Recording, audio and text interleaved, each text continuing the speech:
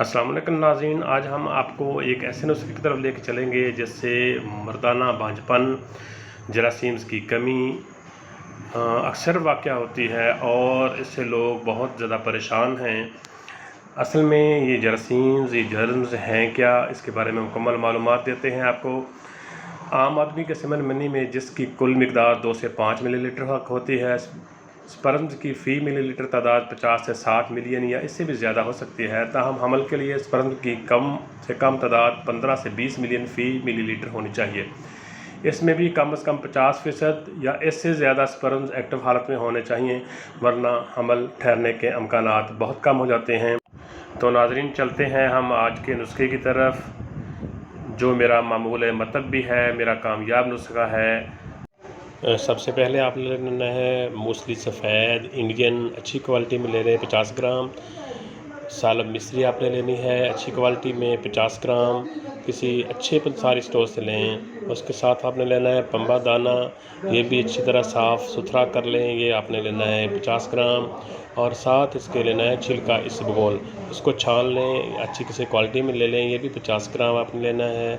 और साथ आपने लेना है कुश्ता नकरा, जो सिर्फ 3 ग्राम आपको चाहिए। घर का बना हुआ हो तो सबसे बेहतर है, नहीं तो हमदर्द का ले लें 3 ग्राम। और फिर आपने लेना है कुश्ता सैदाता, एक कुश्ता सैदाता आपने लेना है 1 तोला, किसी अच्छी कंपनी का ले लें।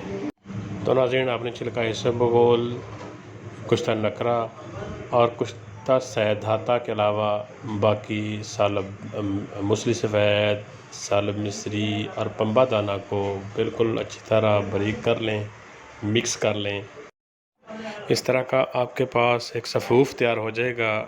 अब इसमें आपने छिलका इसबगोल और बाकी जो कुश्ता जात हैं वो इसमें मिक्स कर लेने हैं।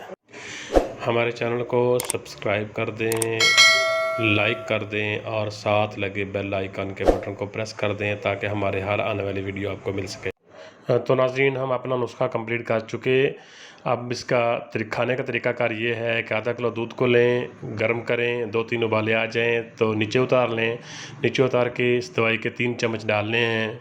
3 चम्मच डाल के इसको हल्का हल्का हिलाएँ। जब ठंडा हो जाए तो उठा के फ्रिज में रख दें। सुबह उठ के निहार आपने खाना है। ये 20 दिन खाएँ और साथ हम बिस्तरी बिल्कुल नहीं करनी। इंशाअल्लाह 20 दिन के बाद आप टेस्ट करवाएं तो रिज़ल्ट आपके सामने होगा। बस आप दुआओं में याद रखिएगा, ये हमारा बहुत कामयाब और मुस्तकिल नुस्खा है। वस्सलाम।